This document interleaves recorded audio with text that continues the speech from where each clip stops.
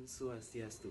Assalamualaikum warahmatullahi wabarakatuh. Salam sejahtera untuk kita semua. Salam nama budaya. Selamat pagi ibu dosen dan teman-teman sekalian. Pertama-tama saya ucapkan terima kasih atas kesempatan yang telah diberikan kepada kelompok kami untuk mempresentasikan hasil diskusi kami terkait materi kebijakan dividen. Sebelum ke presentasi, izinkan kami memperkenalkan anggota kelompok kami. Adapun anggota kelompok saya, yaitu yang pertama atas nama Iputu Agus Witrayasa dengan NIM 20075210027, kemudian yang kedua atas nama Fadila Viani Putri Jayadi dengan NIM 20075210030, dan yang ketiga yaitu ada atas nama Ngakan Catur Bayu Putra dengan NIM 20075210034, dan yang keempat atas nama Ketut Wahyu Tamaja dengan NIM 20075210036, dan yang terakhir yaitu Diko Rizky Izulhad dengan NIM 20075211117. Adapun topik pembahasan pada presentasi kali ini yaitu yang pertama, membahas mengenai pengertian kebijakan dividen, yang kedua, dana yang bisa dibagikan dalam bentuk dividen, dan yang terakhir ketiga yaitu jenis-jenis pembayaran dividen. Presentasi pertama akan membahas terkait dengan pengertian kebijakan dividen. Untuk rekan saya, waktu saya persilakan. Baik, di sini saya akan memaparkan materi yang pertama, yaitu pengertian kebijakan dividen. Kebijakan dividen merupakan keputusan keuangan yang dilakukan oleh perusahaan setelah beroperasi dan memperoleh laba. Kebijakan dividen menyangkut masalah penggunaan laba yang menjadi hak para pemegang saham atau keputusan apakah laba yang diperoleh perusahaan akan dibagikan kepada para pemegang saham sebagai dividen atau ditahan guna pembiayaan investasi di masa yang akan datang. Pada umumnya, dividen dilakukan secara tunai. Di Indonesia, keputusan pembagian dividen dilakukan melalui rapat umum pemegang saham atau yang disingkat dengan RUPS berdasarkan Undang-Undang Nomor 1 Tahun 1995 Pasal 2 Ayat 1 dan 2. Apabila RUPS telah memutuskan untuk membagikan dividen, maka tanggal tersebut merupakan declaration date. Kebijakan dividen berpengaruh terhadap aliran dana, struktur finansial, likuiditas perusahaan, dan perilaku investor.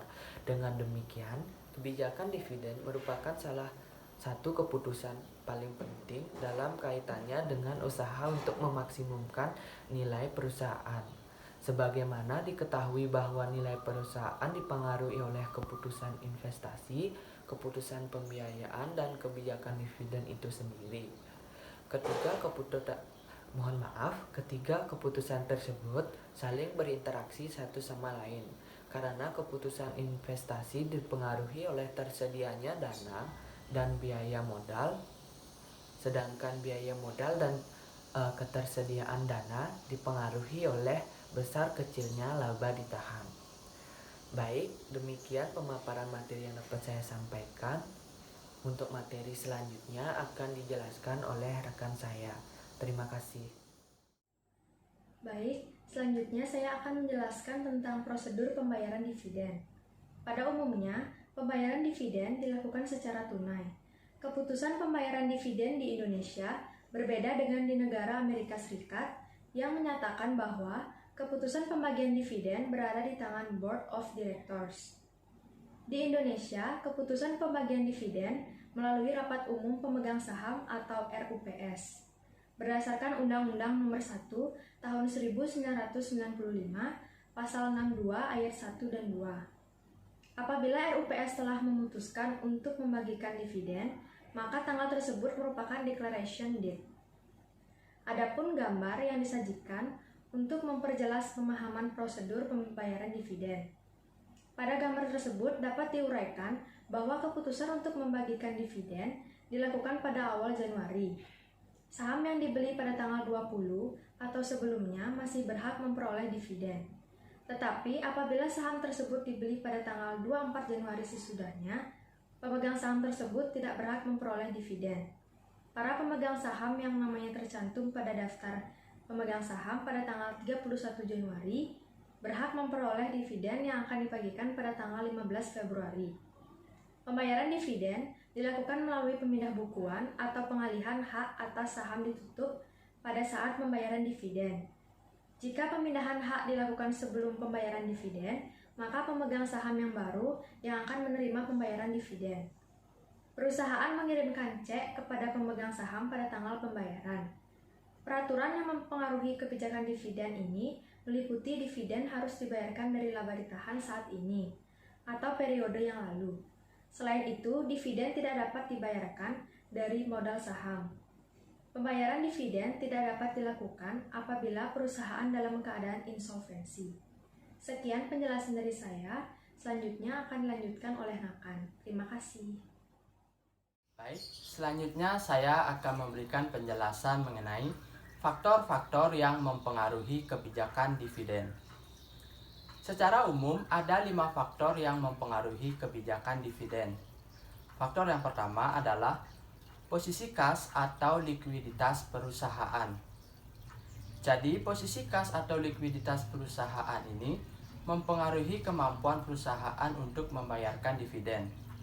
Bagi perusahaan yang memiliki laba ditahan yang cukup, tetapi manajemen memutuskan untuk menginvestasikan ke dalam aktiva real, maka perusahaan tidak dapat membayarkan dividen dalam bentuk kas. Faktor yang kedua adalah pembayaran kembali utang perusahaan. Kebutuhan pembayaran kembali utang perusahaan juga berpengaruh terhadap kemampuan perusahaan untuk membayar dividen.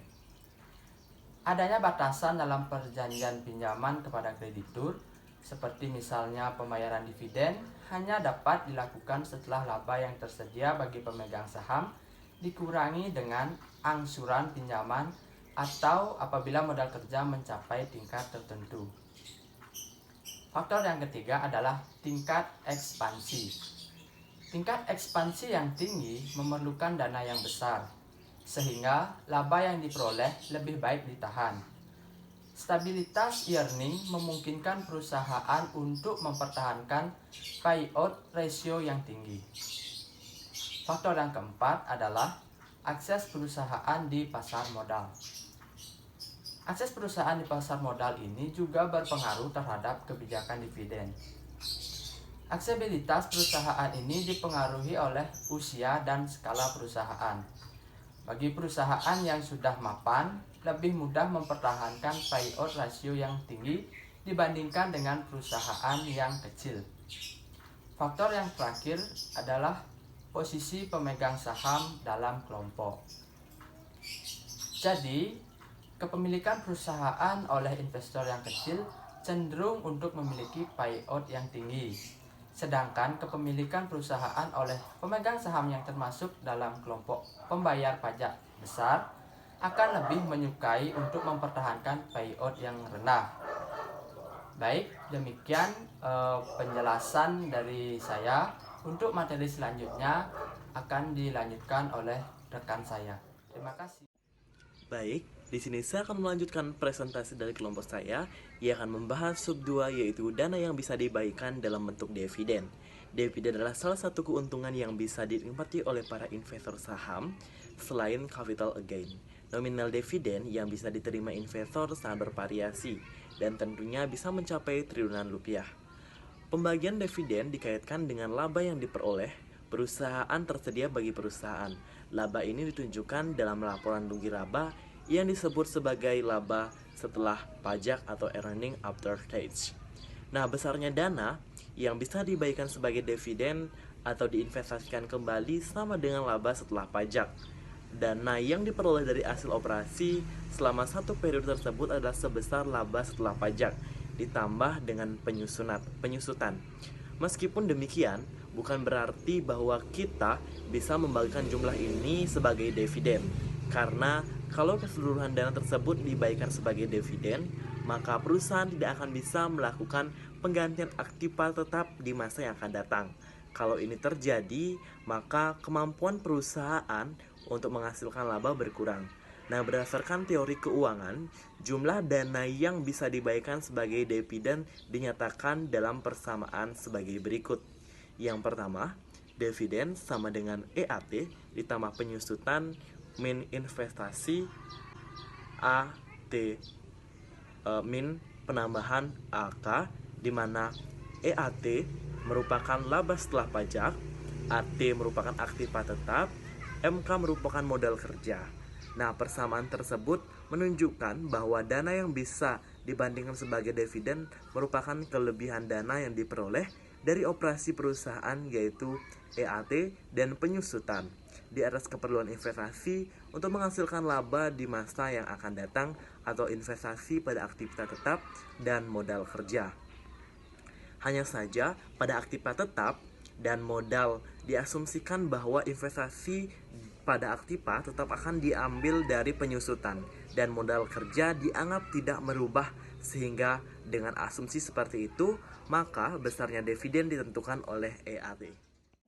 Sekian presentasi dari saya terkait materi sub 2. Akan dilanjutkan oleh rekan saya akan menjelaskan sub 3, yaitu membahas terkait jenis-jenis pembayaran dividen. Untuk rekan saya, waktu saya persilakan. Baik, materi selanjutnya akan disampaikan oleh saya sendiri, yaitu tentang jenis-jenis pembayaran dividen. Jenis-jenis pembayaran dividen umumnya ada 4 macam, yaitu yang pertama pembayaran dividen yang stabil, kemudian yang kedua residual decision of dividend, yang ketiga payout ratio yang konstan, dan yang keempat pembayaran dividen reguler yang rendah disertai dengan pembayaran ekstra. Yang pertama, pembayaran dividen yang stabil. Perusahaan yang menganut kebijakan untuk membayarkan dividen per lembar saham dalam jumlah yang stabil cenderung untuk memiliki payout ratio yang rendah pada saat profit tinggi dan memiliki payout ratio yang tinggi pada saat profit mengalami penurunan.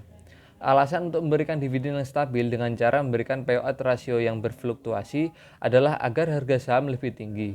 Hal ini mudah dipahami karena dividen yang berfluktuasi lebih beresiko daripada dividen yang stabil. Oleh karena itu, tingkat diskon rate yang lebih rendah akan diterapkan pada dividen yang stabil sehingga nilai saham lebih tinggi. Selain itu, pemegang saham yang mengharapkan dari penerimaan dividen akan lebih suka untuk menerima dividen dalam jumlah yang stabil dan mengharapkan adanya premi atas saham itu. Lalu, persyaratan listing surat berharga mensyaratkan dividen yang stabil dan tidak terputus. Selanjutnya, yaitu jenis pembayaran dividen yang kedua, residual decision of dividend. Penentuan besarnya dividen dipengaruhi oleh ada tidaknya kesempatan investasi yang menguntungkan. Sejauh terdapat investasi yang menguntungkan, maka dana yang diperoleh dari operasi perusahaan akan digunakan untuk investasi tersebut. Kalau terdapat sisa, barulah sisa tersebut dibagikan sebagai dividen. Apabila pendapatan ini dianut, maka kita akan mengamati pola pembayaran dividen yang sangat eratik. Suatu perusahaan membagikan dividen sangat banyak karena tidak ada investasi yang menguntungkan. Pada saat lain, tidak membagikan dividen sama sekali karena seluruh dana digunakan untuk investasi. Kemudian yang ketiga yaitu payout ratio yang konstan.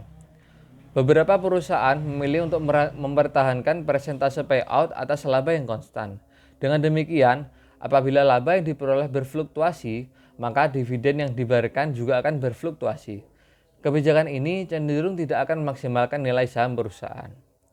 Kemudian yang keempat yaitu pembayaran dividen reguler yang rendah disertai dengan pembayaran ekstra. Kebijakan yang terakhir ini merupakan kebijakan yang moderat, yaitu merupakan kompromi atas dua kebijakan 1 dan 3 yang lebih fleksibel. Baik, selanjutnya yaitu tentang contoh-contoh soal dari jenis-jenis pembayaran dividen. Contoh yang pertama yaitu perusahaan A sedang merencanakan untuk memperluas sarana produksinya tahun depan dengan investasi sebesar 13 juta rupiah. Rasio hutang terhadap total aset atau debt to total asset adalah 40% dan itu dianggap sebagai struktur modal yang optimum. Laba setelah pajak saat ini adalah 6 juta rupiah. Jika perusahaan A berharap untuk mempertahankan 60% dividen payout rasionya, berapa banyak external equity yang diperlukan untuk membiayai ekspansi tersebut? Jawabannya adalah yang pertama diketahui laba setelah pajak yaitu 6 juta rupiah dengan dividen payout yaitu 60%. Jadi dividennya yang dibagikan yaitu 3.600.000 rupiah. Kemudian laba yang ditahan yaitu 2.400.000 rupiah. Capital budget yang diketahui yaitu 13 juta rupiah dengan debt to total asset sebesar 40%. Total hutang yaitu Rp5.200.000 dengan total equity 60% yaitu Rp7.800.000. Jadi total laba yang ditahan Rp2.400.000 dengan external equity sebesar Rp5.400.000. Contoh soal yang kedua yaitu perusahaan B memperoleh laba setelah pajak sebesar Rp11 juta tahun lalu dan membagikannya dalam bentuk dividen sebesar Rp3.960.000. Dividen tersebut telah tumbuh dengan tingkat pertumbuhan sebesar 6% per tahun selama 10 tahun. Pada tahun ini perusahaan memperoleh laba sebesar Rp14 juta. Kesempatan investasi yang tersedia sebesar Rp10 juta. Hitunglah dividen untuk tahun ini di bawah setiap kebijakan berikut, yaitu yang A, payout yang konstan, yang B, pertumbuhan dividen yang stabil, yang C, residual dividend policy, dengan anggapan perusahaan berharap akan mempertahankan debt to total asset ratio sebesar 10%. Dengan keadaan kebijakan yang A, yaitu Rp3.960.000 dibagi dengan Rp11 juta, menghasilkan payout ratio yaitu 36%. Jadi 36% dikali 14 juta yaitu Rp5.404.000. Kemudian dengan kebijakan yang B yaitu dengan pertumbuhan 6% sehingga dividen yang diberikan yaitu 1 plus 6% dikali Rp3.960.000 yaitu hasilnya dividen yang dibagikan adalah Rp4.997.000. Dengan keadaan kebijakan yang C yaitu dengan investasi sebesar Rp10 juta dengan persentase equity financing sebesar 60%. Jadi total equity financing yaitu Rp6 juta dengan laba yang diperoleh Rp14 juta. Jadi dividen yang dibagikan yaitu sebesar Rp8 juta. Baik, terima kasih. Berikut adalah presentasi yang telah saya sampaikan. Selanjutnya saya kembalikan kepada moderator. Terima kasih. Sekian presentasi dari kelompok kami. Kami memohon maaf jika ada kesalahan kata atau baik disengaja maupun tidak sengaja dalam proses presentasi. Kami mohon maaf sebesar-besarnya. Dan saya akhiri yaitu ngaturang para mesanti. Om Santi Santi Santi Om.